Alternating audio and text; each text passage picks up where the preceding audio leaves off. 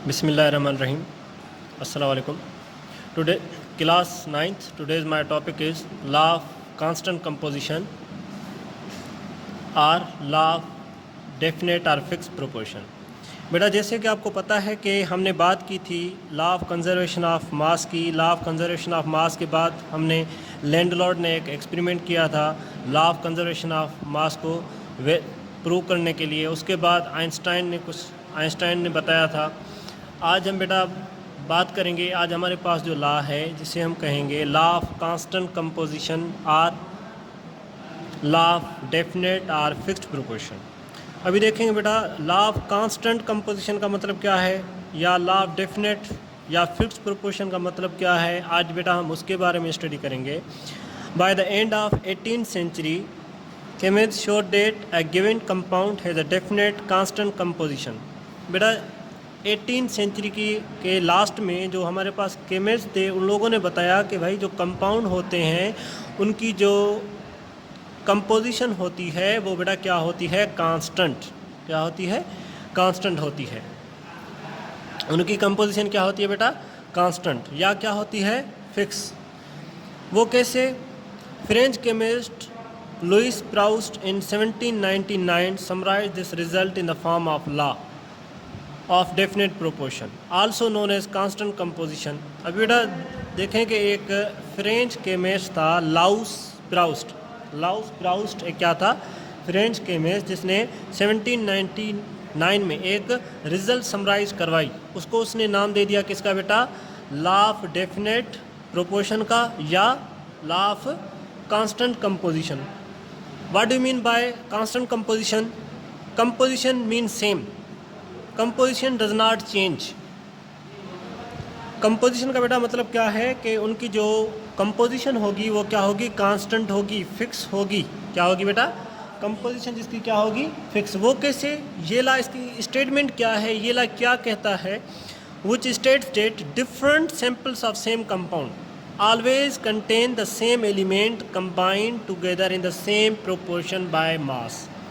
बेटा इसने कहा कि आपके पास कंपाउंड एक ही हो लेकिन उसके सैंपल क्या हो? डिफरेंट। सैंपल क्या हो? उसके डिफरेंट हो। ठीक है। ऑलवेज कंटेन सेम एलिमेंट, उनके उसमें जो एलिमेंट होंगे वो भी क्या होंगे? सेम। और जो उनका जो मास होगा वो क्या होगा बेटा? सेम होगा, कांस्टेंट होगा, वो चेंज नहीं होगा। वो बेटा कैसे? जैसे कि हम यहाँ पे बात करते हैं फॉर इंस्टेंट, मिसाल के तौर पे every sample of pure water through prepared in the laboratory or obtained from rain, river or water pump contains 1 part hydrogen and 8 parts oxygen। अभी देखें बेटा हम मिसाल के तौर पे हम एक हाइड्रोजन का सैंपल ले लेते हैं। हाइड्रोजन का एक क्या ले लेते हैं? सैंपल। हाइड्रोजन का एक बेटा हम सैंपल ले लेते हैं। फॉर एग्जांपल देखें बेटा, चाहे वो हमारे पास पानी जो है किसी लेबॉर्ट्री से हमने बनाया हो या रिवर वाटर हो या आपके पास रेन वाटर हो। ठीक है। उसका बेटा फार्मूला क्या होगा? H2O। उसका फार्मूला क्या होगा बेटा? H2O। देखें H2O में द हाइड्रोजन 2 ऑक्सीजन के कितने बेटा? 16। तो अगर हम इसका बेटा रेशियो लेंगे तो 2 का टेबल 2 पे 1 टाइम, 16 पे 8 टाइम। मीन्स कि हम कह सकते हैं कि जो इसमें हमारे पास वाटर में बेटा हाइड्रोजन का रेशियो क्या है? 1 और बेटा ऑक्सीजन का रेशियो क्या है बेटा? 8। मीन्स के हाइड्रोजन का मास क्या है बेटा? 1। ऑक्सीजन का मास क्या है बेटा? 8। Means 1 part by mass of hydrogen and 8 part by mass of oxygen. अभी देखें चाहे हमारे पास रिवर का पानी हो या चाहे हमारे पास रेन वाटर हो या चाहे हमारे पास सी वाटर हो, लेकिन उसमें जो कंपोजिशन होगी वो बेटा कंपोजिशन क्या होगी? सेम होगी। कंपोजिशन क्या होगी? सेम। मीन्स के ऐसे नहीं कि अगर वाटर का रिवर का पानी होगा उसमें हाइड्रोजन ज़्यादा होंगे या सी का पानी होगा तो उसमें ऑक्सीजन ज़्यादा होगा। नहीं, देखें कंपाउंड क्या है? सेम, लेकिन उसके सैंपल क्या हैं? डिफरेंट। लेकिन उसकी कंपोजिशन क्या है? Same, fix. ठीक है बेटा। इसलिए हम इसे कहते हैं लॉ ऑफ कांस्टेंट कंपोजिशन या बेटा इसे क्या कहा जाता है? Law of definite proportion, law of definite और फिक्स्ड प्रोपोर्शन। अभी देखें बेटा ये बात आ गई समझ? क्लियर? अभी देखें इसके लॉ को फर्दर जो है मीन्स के सही साबित करने के लिए इलस्ट्रेशन इसकी किसने की थी? जे बेरिलियस, जे बेरिलियस नाम का एक क्या था साइंटिस्ट, जैसे one of the earliest illustration of the law of definite proportion is found in the work of Swedish chemist J Berzelius 1799 to 1848। Sweden मुल्क का स्वीडिश केमिस्ट था जे बेरिलियस ने इस लॉ को फिर क्या किया था, वेरीफाई किया था कि भाई जो लुईस ने जो बात जो की है प्राउस्ट ने कि कंपोजिशन सेम होती है, आपके पास एक ही कंपाउंड हो लेकिन उसके सैंपल क्या हो अलग अलग, उनकी कंपोजिशन क्या होती है फिक्स्ड, क्या ये बात सही है?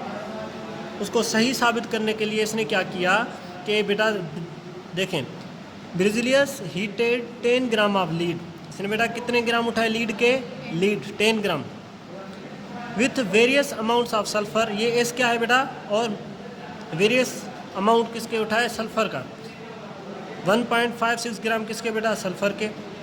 He got exactly 11.56 gram of lead sulphide, इसको बेटा एग्जैक्टली कितने मिले, 11.56 ग्राम किसके मिले, लीड सल्फाइड के। And the axis of sulphur was left, और जो सल्फर जो एक्सिस अमाउंट में था, जो ज़्यादा अमाउंट में था, वो बेटा क्या हो गया, वो बच गया। When he used 18 gram of lead, इसने बेटा क्या किया, अभी देखें पहले तो इसको समझें, इसने लीड के 10 ग्राम उठाए, उसमें सल्फ़र के 1.56 ग्राम क्या कर दिए, 8, और इसको इसने क्या किया, हीट करना शुरू किया। जैसे बेटा इसने इसको हीट करना शुरू किया तो उसके बाद क्या हुआ, इसको 11.56 ग्राम किसके मिले बेटा, लीड सल्फाइड के। लीड सल्फाइड के बेटा इसको कितने मिले, 11.56 ग्राम किसके मिले, लीड सल्फाइड के। उसके बाद इसने क्या किया, 18 ग्राम उठा दिया क्या, लीड सल्फाइड, 18 ग्राम क्या इसने उठाया, लीड सल्फाइड। इस 18 ग्राम लीड सल्फाइड में उसने फिर क्या ऐड किया, मीन्स के यहाँ पे उसने लीड का अमाउंट क्या किया, बढ़ा दिया। तो फिर इसने क्या किया कि 1.56 ग्राम क्या ऐड कर दिया इसने, सल्फ़र।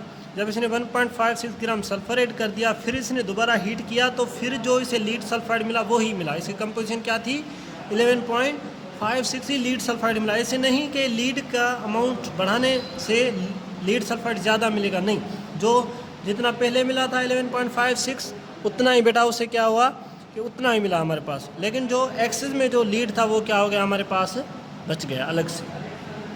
तो बेटा देखें कि ये जो रिएक्शन है हमारे पास, Berzelius experiment illustrating the law of definite proportion, इससे ये साबित हुआ कि जो बेरिलियस ने जो मीन्स कि प्राउस्ट ने जो बात की थी, जो लाउस प्राउस्ट ने जो बात की थी कि भाई जो कंपोजिशन होती है किसी भी सब्सटेंस की वो क्या होती है बेटा, सेम। यहाँ पे भी देखें लीड की कंपोजिशन कितनी थी, 11.56 ग्राम मिला था, और यहाँ पे भी लीड ही हमें कितना मिला, 11.56 ग्राम। ऐसे नहीं कि लीड की अमाउंट बढ़ाने से लीड सल्फाइड ज़्यादा मिलेगा या कम मिलेगा, हमें कंपाउंड क्या होगा इतना ही मिलेगा। सैंपल चाहे आपके पास कितने भी हों, डिफरेंट फॉर्म्स में हों, लेकिन जो उसकी कंपोजिशन होगी वो क्या होगी, फिक्स। इसलिए इसे क्या कहा जाता है कि बेटा ये क्या है, लॉ ऑफ कांस्टेंट कंपोजिशन, या इसे लॉ ऑफ डेफिनेट और फिक्स्ड प्रोपोर्शन भी कहा जाता है, क्योंकि कंपाउंड की जो कंपोजिशन होती है वो क्या होती है, कांस्टेंट होती है, फिक्स होती है।